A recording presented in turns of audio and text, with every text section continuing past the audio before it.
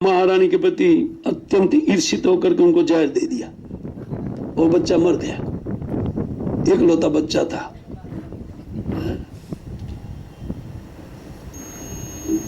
तो अत्यंत शोक, इतना शोक से अभिभूत हो गए थे।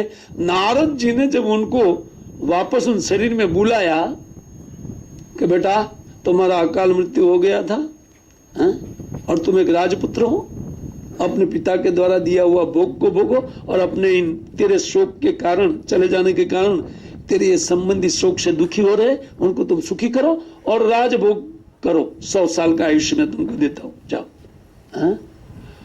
वो बच्चा वो उत्थित होकर के बहुत सुंदर प्रवचन किया। उन्होंने कहा, नारद जी क्या बात कर रहे हैं आप? तो मैं जीवात्मा के रूप में, मैं तो मेरे कर्म के अनुसार नाना प्रकार का कुल इत्यादि को बदली करता आ रहा हूं, बहुत समय हो गया, बहुत टाइम से। इसमें किस जन्म के मेरे माता पिता हुए मैं नहीं जानता हूं।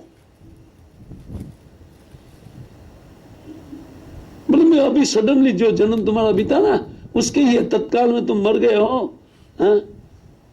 बोलते हैं नारद जी, ये तो वस्तु की तरह, ये जीव यहां से वहां वस्तु की तरह एक दूसरे के हाथ में चले जाते हैं, और जब तक जहां जिस वस्तु जिनके पास रहती है तब तक उनकी उनमें आसक्ति रहती है, और जैसे ही वस्तु छूटती है, जैसे नोट का बंडल हमारे पास आता है तब तक बंडल में आसक्ति होता है, वो बंडल हमारे शत्रु के पास चला गया तो हमको मारने के लिए उपयोग में होगा, उस प्रकार दूसरे जन्म में वो शत्रु के रूप में आएगा। ये कोई क्रम नहीं है। लोग यहाँ एक दूसरे को जो स्नेह कर रहे हैं वो ठीक नहीं है, और कोई क्रम नहीं है कि अगले जीवन में वो स्नेही बन करके आएगा, शत्रु रूप में उपस्थित हो जाएगा। तो ये राजा को सोचना चाहिए, दुख कौन देता है? शत्रु ना संसार में। तो मेरे कारण उनको दुख मिला, उनको तो खुशी मनाना चाहिए, शत्रु मर गया। लेकिन हाय रे स्नेह, आसक्ति,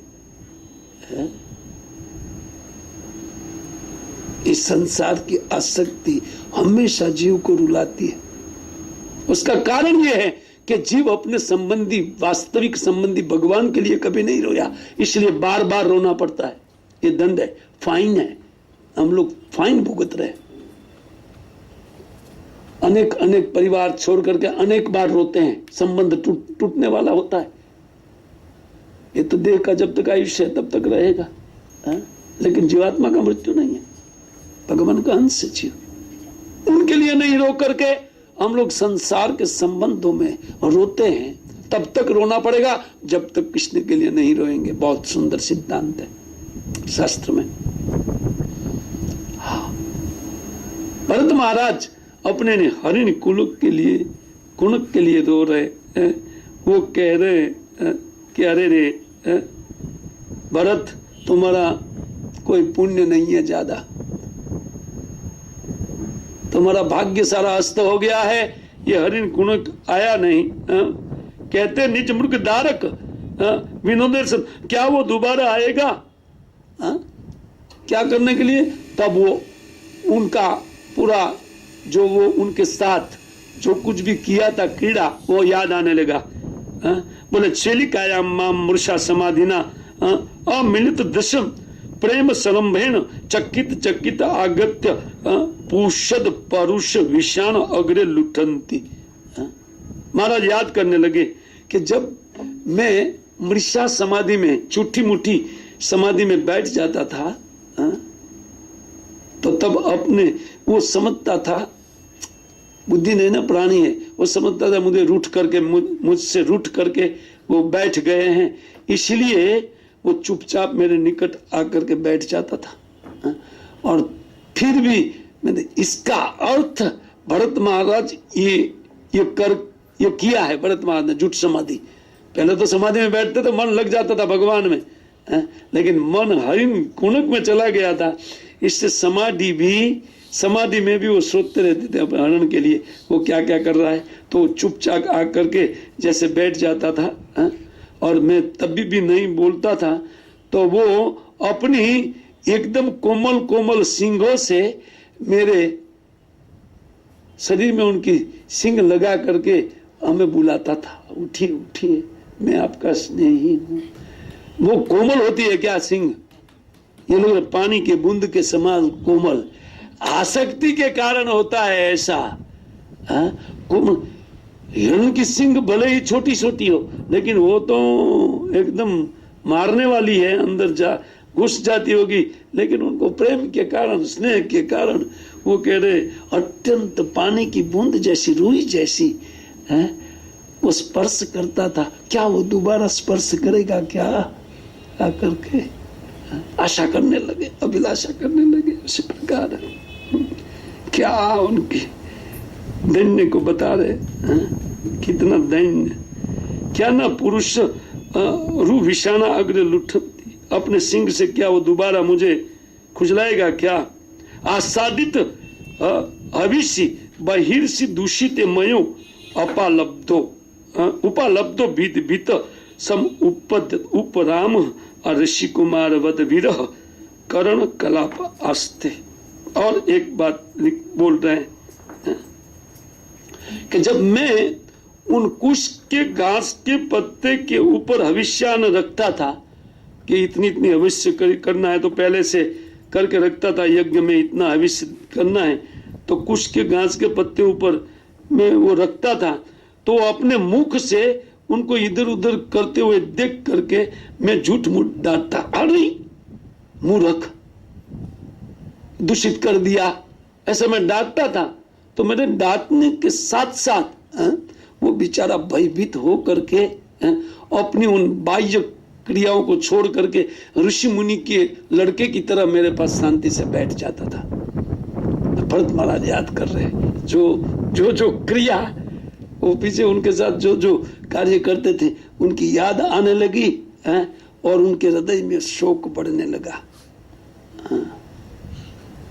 नहीं, कोई हमारा जन मर जाता है तो उनको याद करके व्यक्ति उनके गुणों का गान करके रोते हैं, उनको विलाप बोलते हैं।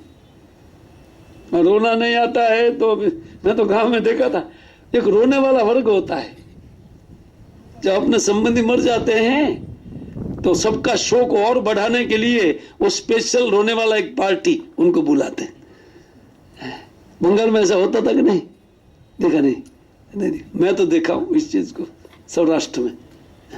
वो स्पेशल चारण भाट इत्यादि होते हैं ना, तो वो लोग स्पेशल इसी प्रकार पहले गुणावली पूछ लेते थे, वो कैसे थे, क्या करते थे, आपको कितना स्नेह, फिर उन गुणों का काव्य बना करके वो लोग उनके लिए रोते हैं और ज्यादा रोते हो हमारे संबंधी, तो दुखी होने के लिए उन पार्टी को बुलाते हैं। देखिए ये अभी तो ऐसा नहीं करते, 2 दिन रोते हैं, जाने दो ना, अपना करो ना यार। भोग में बुद्धि बढ़ गया है लोगों का, मरे हुए को छोड़ दो, अपन नए नए आने वाले बालक ओहो लोग तो नए आ गए, उसको छोड़ो, और बूढ़े का सेवा कौन करेगा? अच्छा हुआ चले गए। या तो भाई इच्छा करते कब मरेगी पता नहीं ये बुढ़िया, और नए नए में आसक्ति, क्योंकि पालन करेगा ना आगे चल करके, पालन पोषण करेगा ना, ओ हमार बबुआ नाना प्रकार, अरे मेरा बच्चा देखिए, ये केवल स्वार्थ के कारण प्रेम है और कुछ नहीं, लेकिन वो आसक्ति रुलाती है, कहने का अर्थ है। भरत महाराज इसी प्रकार हरिणी के बच्चे में आसक्त होकर के कहते हैं कि वो मेरा राजकुमार कैसा था, हरण, बोलते ऋषि मुनि के बच्चे की तरह वो शांत होकर के बैठ जाता था। जब मैं थोड़ा डांट डपट करता था, ये क्या कर दिया, स्पर्श किया, मैं तो झूठ मूठ डांटता था, क्योंकि प्रेम था ना, इसलिए मैं तो झूठ मूठ डांटता था। लेकिन वो भयभीत होकर के एक ऋषि कुमार की तरह जैसे इंद्रियों का संयमित करके बैठ गया, ऐसे वो बच्चा मेरे सामने देखते हुए बैठ जाता था। अरे मेरा हरिण राजकुमार, ओ हो भरत महाराज ऐसा बात सोचने लगे। तो अब वो हरिण उठे अपनी जगह से और बोले रात्रि हो गया है, अभी बहुत ज्यादा रात न बीते तब तक मैं उनको खोज लूं। वो बाहर निकले आश्रम से, और आश्रम से बाहर उठते ही उन्होंने देखा कि ये पैर पड़े हुए निशान, अपने हरिण का उन पैरों का निशान देख करके कहते, किम बारे आचरितिम तपः सतपनि अन्यम यद अवनिम सौविनय कृष्ण सार तनया तरस सुभग शिवम आखर खुर पद पंक्ति वीर द्रविणम विधुरा आतुरस्य कृपण समम द्रविण पदवीम सुचन आत्मानम सर्वत कौतुक कृत कौतुकम द्विजानाम स्वर्गा अपभोग कामानाम देव यजनम करोति। वो कहते हैं कि अरे भरत तुम्हारी तपस्या क्या है, देखो ये पृथ्वी ने कितना तप किया, तुम्हारा हरिण के खुर का निशान अपने ऊपर धारण करती, ये महातपस्वी ने क्या भाग्य है, बताइए क्या भाग्य है कि कितने हरण घूम रहे पृथ्वी के ऊपर। अब अपने हिरण का पैर देख करके उनको महाभाग्यवान बता रहे पृथ्वी को। पर अरे पृथ्वी का क्या तपस्या है, भरत तुम्हारा बिल्कुल तपस्या नहीं है, चक्रवर्ती ठाकुर लिख रहे हैं, और तपस्या इस पृथ्वी ने किया है। क्यों? बोलते हैं पृथ्वी अपने ऊपर उन कृष्ण सार मृग के, वो कृष्ण सार की पत्नी थी ना हरिणी, वो एक मृग आता है काला मृग, उनको कृष्ण सार मृग बोलते हैं, और वो मृग जहां पर चलता है उस भूमि को यज्ञ के लिए ब्राह्मण लोग पवित्र मानते हैं। ये हरिण सामान्य हरिण नहीं था, मृग सार का बच्चा था वो, इसीलिए उनको अनुसंधान करके, और वास्तव में वो पावन भूमि होता है जहां पर कृष्ण सार मृग घूमता है, वो पुण्य भूमि में ही घूमता है और वहीं पर विचरण करता है वो कृष्ण सार मृग। एक स्पेशल प्रकार का एक हरिण है, वो काले कलर का आता है, तो ऋषि मुनि ही देखते रहते कहाँ ज्यादा काले कलर का हरिण घूमते हैं, वो उसी पर यज्ञ इत्यादि होम हवन इत्यादि करते हैं, जो बहुत ज्यादा फल देने वाला होता है पुण्य भूमि होने के कारण। तो इसी बात को लेते हुए कहते हैं किम आचितम तप तपस्विनी अनया अवनी, तुमने भरत क्या तप किया है, ये अवनी ने तप किया है। देखो तुम्हारे हिरण का पैर उनके ऊपर छाप उभर रही है, वो कितनी भाग्यवान है। सविनय कृष्ण सार मृग तनया, और कहते विनय के साथ बड़े प्रेम से अपने ऊपर इन मेरे हरिण के पद चिन्हों को धारण किया हुआ है, और मुझ उन हरिण के विरह में अनुतप्त मुझ भरत को ये रास्ता दिखा रहे। भरत तुम क्षोभ क्यों करते हो, तुम इसके इन निशान पर चले जाओ, तुम्हारा हरिण जंगल में मिल जाएगा। ये मेरे को रास्ता दिखा रही है पृथ्वी। बोले क्या तपस्या पृथ्वी ने किया है, और क्या पृथ्वी का पुण्य है कि कृष्ण सार मृग अपने ऊपर वो चिन्ह धारण करके बड़े बड़े ऋषि मुनियों को वो स्वर्ग जाने का अपवर्ग के लिए कोशिश करने वाला स्थान बना रही है। महापुण्यवान ये पृथ्वी मेरे हरिण के कारण महापुण्यवान है। आसक्ति क्या क्या नहीं बोल सकती है, ये तो उनकी आसक्ति बोल रही थी। हरिण के प्रति उनका प्रेम, बच्चे के प्रति उनका प्रेम ये बोल रहा था। कहते हैं अपिसित असो भगवान उड़ुपितेन एनम मृगपतिर उभयान मृग बालकम। वो कहते हैं कि देखिए वो घर से बाहर निकले आश्रम से, तो कहते अपिसित असो भगवान उड़ुपतिर एनम। तो चंद्रमा को देखा, जब चंद्रमा उदित हो गया था, रात्रि हो गई थी, चंद्रमा को देखा तो चंद्रमा में काला धब्बा देख करके बोले ये रहा हिरण मेरा। अरे मैं तो खोज रहा था। थोड़ी देर के लिए वो सुखी हो गए, उन काले धब्बे को देख करके वो बोल रहे थे। ओहो, कहते अपिसित, क्या वो भगवान चंद्रमा ने, वो भगवान कहते उनको भाग्यवान समझ रहे अपने, उनको बोलो क्या भाग्य है उनका, मेरा हरिण उनके पास है।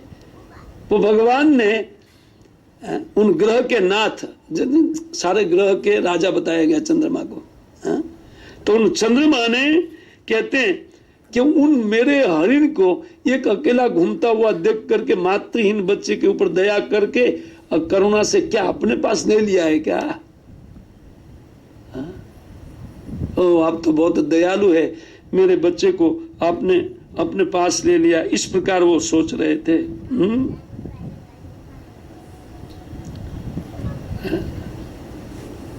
और कहते हैं अरे नहीं रे, वो तो काला धब्बा है, बाद में ये सोचते ना। किम वा आत्मज विश्लेष ज्वर दहन शिक्षा अभिरूप तप्य माना हृदय। तो क्या वो चंद्रमा अपनी शीतल चांदनी मेरे हृदय में देते हुए मेरे हरिण के विरह के कारण जो मेरा हृदय तप्त हो रहा है, क्या ये चंद्रमा शीतल चांदनी से उनको शीतल कर रहा है क्या? शीतल नहीं, उनके विरह के कारण मेरा और ज्वर बढ़ रहा है। अर्थात आपकी चांदनी बंद कीजिए, ये मेरे को जलाने वाली है। अब आप कृपा करके हरिण को बताइए, तब मेरा हृदय शीतल होगा। इसी प्रकार का उच्च कक्षा का ये आसक्ति उत्पन्न हुआ। माम उपसुत गीय मानम शिशिरा शांत, कहते तब मेरा चित्त शांत होगा जब मेरे हरिण का आप वो कहाँ है वो बताएंगे। तो इसी प्रकार कहते एवं अघट घट मानो मनोरथ कुल हृदय मृगदान। सुखदेव गोस्वामी बात कहते हैं कि जो नहीं पूरा होने वाला बात है उनके लिए इच्छा करके खूब दग्ध हृदय हो करके भरत महाराज उन मृग दारक के प्रति आसक्त हो करके उन मृग बालक रूपी प्रारब्ध के कारण वो हाँ बालक करते हुए खोज रहे थे, तब तक उनकी मृत्यु आ गई। अब काल तो वेट नहीं करेगा, हम किसी में भी आसक्त रहेंगे।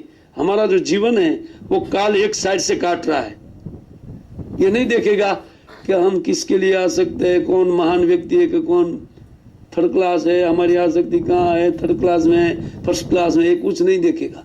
काल तो एक साल से आयुष काट रहा है। किसका रोक लेते हैं आप? रोकिए, कोई आयुष्य जाने से रोक सकता है कोई? भरत महाराज उसी प्रकार शोक में अनुतप्त हो करके स्वारब्ध कर्मणा योग आरंभनो विभ्रंसित। उसी प्रकार कहते कि भरत महाराज कहाँ, भरत महाराज सुखदेव गोस्वामी बात बोल रहे हैं, भगवान के महान भक्त और भगवान की परिचर्या एकमात्र कार्य था उनके लिए, और भगवान में इतना मन लगा हुआ था।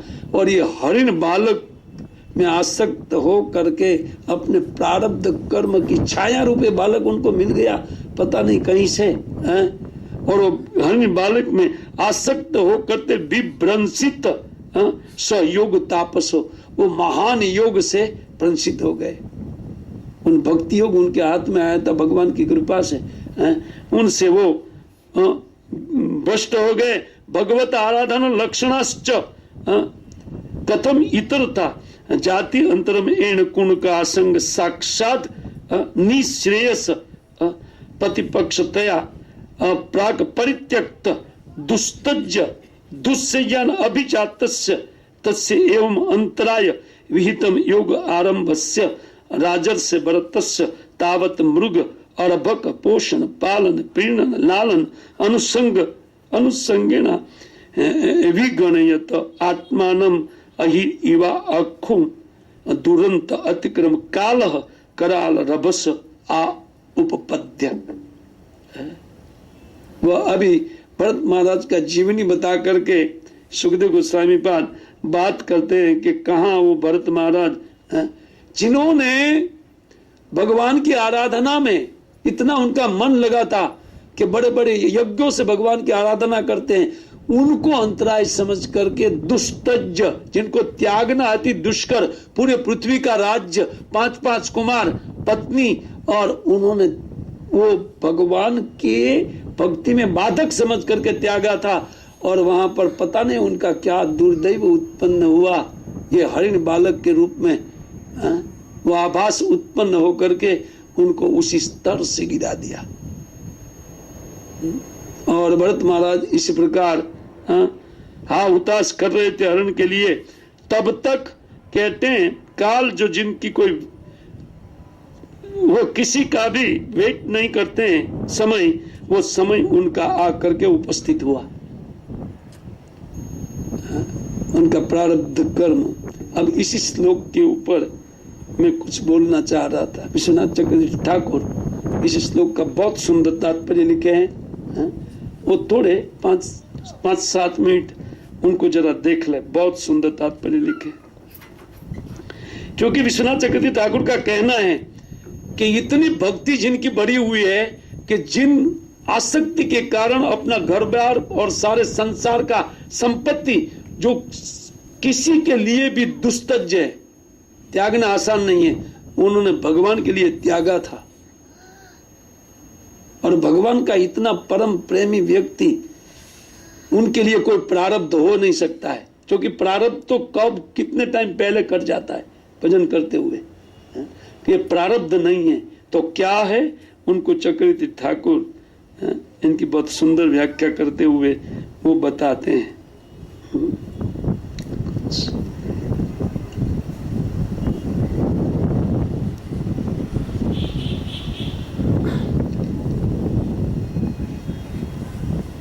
छब्बीसवां श्लोक है।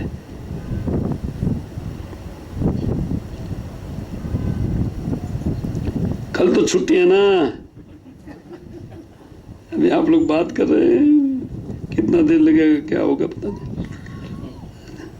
संग फलम आह इति इत्यादि प्रलपन स योग तपसो भरतो योगा आरंभ तो भगवत आराधन लक्षणात्मक कर्मणश्च विभ्रंसित परिमोचित इति अन्वय।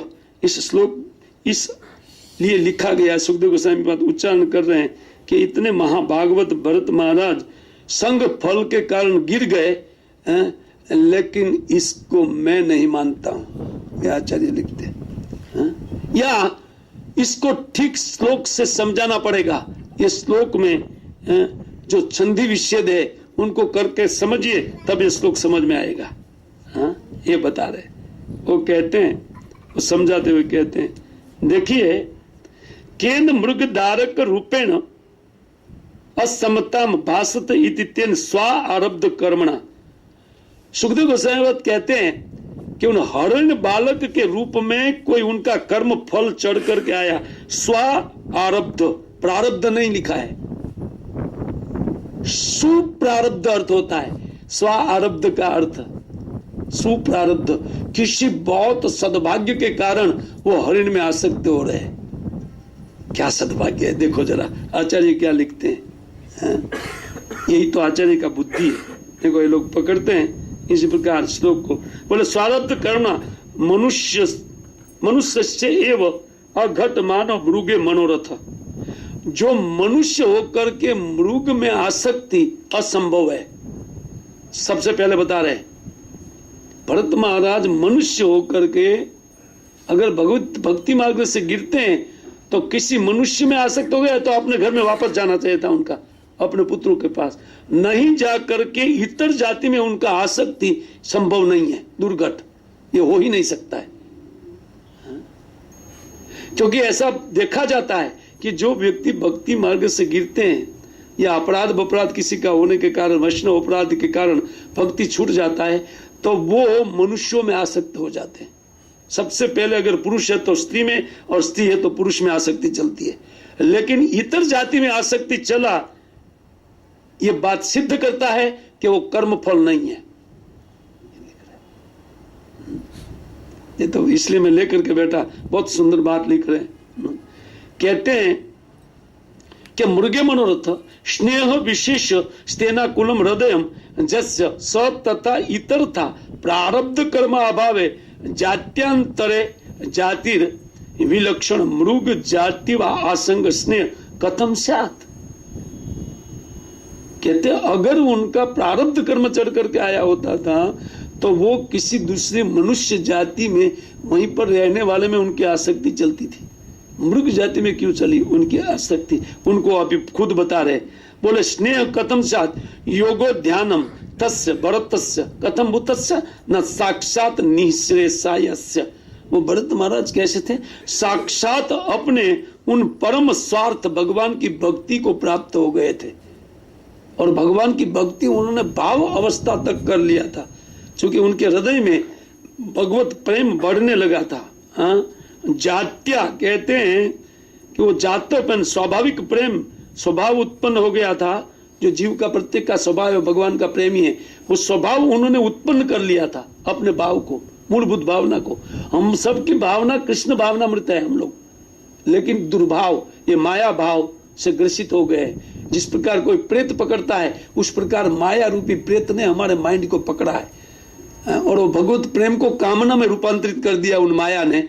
इसलिए उन आसक्ति के कारण दूसरे को प्रेम करने लगे हैं। हम भगवान के प्रेमी हैं, प्रत्येक जीव भगवान का प्रेमी है। तो इसी बात को कह रहे, तो मृगे मनोरथ स्नेह विशेष तेना आकुल, उन मृग में आसक्त हो गए, उनके आकुल हृदय हो गया। इतर था प्रारब्ध कर्मा भावे, अगर वो प्रारब्ध कर्म होता था तो मृग में आसक्त नहीं होते थे। ये प्रारब्ध कर्म का अभाव बता रहे, वो प्रारब्ध कर्म नहीं है। अच्छा ठीक है, तो क्या है? तो उनको कहते हैं कि स्यात् योगो ध्यानम तस्य भरत, उनका ध्यान भगवान में लग चुका था। अब उनकी साधना का अवस्था बता रहे कि वो कहां तक अपनी साधना में गए थे। बोले ध्यानस्य, उनका ध्यान लग गया था और भगवान का साक्षात वो दर्शन करने लगे थे। कहते कथम पुता साक्षात निश्रेयस, जो साक्षात परम श्रेय को प्रदान करने वाला प्रीति पक्षितया, प्रीति पक्षतया उनकी प्रीति निर्माण हो गई थी। तो विघ्नत्वेन हेतुना पूर्व परित्यक्ता तत् उक्ता अशक्यम, कहते हैं इतने तक जाने तक भगवान में प्रीति होने पर जीव कभी भी भगवान को छोड़ नहीं पाएगा। कितना भी दुर्देव आकर के चढ़ जाए, वो दुर्देव उनका कुछ नहीं बिगाड़ सकता है। एक अवस्था होती है। भक्ति जब व्यक्ति यहाँ करता है तो इनके साथ साथ क्या चीज होता है, जब हम लोग जप श्रवण कीर्तन इत्यादि भी जल डाल करके अपने उन भक्ति रूपी अंकुर को वो बढ़ाते जाते हैं और वो अंकुर इस ब्रह्मांड से ऊपर बढ़ता है। ये चैतन्य चैतामृत में बात लिखा गया है। वो प्रेम हमारा वो आगे बढ़ता जाता है। अगर वो आसक्त नहीं होता है पितर लोक में, जन लोक में, महर लोक में, स्वर्ग लोक में, तो वो आगे बढ़ता जाता है वो प्रेम। अगर कहीं आसक्त हो गया तो रुक गया। उनके बाद में उन ब्रह्म लोक, उन ब्रह्मांड को भेद करके वो लता बाहर निकल जाती है और मुक्ति का एरिया को क्रॉस कर लेते हैं। उनके बाद में वो मुक्त लोग जहां रहते हैं, इन ब्रह्मांड से ऊपर मुक्ति का एक लोक है, जो मुक्त होकर के लोग वहां पर रहते हैं। जो लोग मुक्ति की इच्छा करते हैं उन लोग को वहां उन मुक्ति के सानिध्य में भगवान शिव का निवास है, वहां पर उनको डाल दिया जाता है, शिव के साथ वो रहता है। तो उनको भी भेद करके जिन्होंने अपनी उन भक्ति लता के द्वारा उनको भेद लिया है, इधर श्रवण कीर्तन करते करते करते उन मुक्ति की अभिलाषा जब क्रॉस कर लिया, उनके बाद में भगवान में उनका मन लग जाता है। उनके बाद में डाउन होने का चांसेस ही नहीं है। ये बात बता रहे एकदम विज्ञान के साथ। और बक्सामृत सिंधु में रूप गोस्वामी पाद इसी बात को, सनातन गोस्वामी पाद ने इनको वृद्ध भागवतामृत में लिखा है। ये सब अन्य पार्षद थे चैतन्य देव के, कृष्ण के साक्षात मंजरी 5000 पुरुष, उनकी 5000 वर्ष पूर्व उनकी सेवा में लगी हुई मंजरिया थी। मंजरिया ललिता विशाखा की दासी के रूप में रहती है। सो कृष्ण के इतने निकट सेवक ये सब बातें लिख रहे हैं। चक्रवर्ती ठाकुर रूप गोस्वामी का अवतार माने जाते हैं, इसलिए उनकी पहुंच वहां तक थी। सारा कुछ बात बताते हुए उन्होंने सिद्ध किया अपने इन श्लोक के तात्पर्य में कि वो अंतरायण विघ्नेन विहतितम, वो कभी हत नहीं होगा, क्योंकि वो मुक्ति की अभिलाषा से बाहर हो गए थे। भगवान में साक्षात उनकी आसक्ति चली गई थी। वैकुंठ में चतुर्भुज नारायण में वो आसक्त हो गए थे, कृष्ण में आसक्त हो गए थे। अच्छा ठीक है।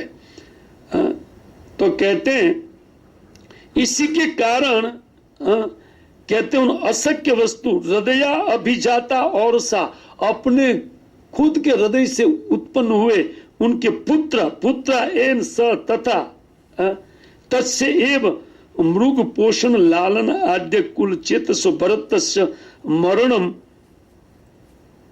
मया शक्तिम आह तस्येति अंतरायण विघ्नेन विहितम योग आरंभणम ध्यानो उपक्रमो यस्य स तथा तस्य पोषण आदिषु सत्ता अनुसंगेन निरंतर स्नेह अभिनिवेश आत्मानम श्री हरिम स्वम वाह। कहते हैं कि जिनकी भक्ति लता उन मुक्ति से हट जाती है, छोड़ करके निकल जाती है, उनका स्वयं हरि पालन करने लगते हैं कि इन्होंने मुक्ति को भी छोड़ दिया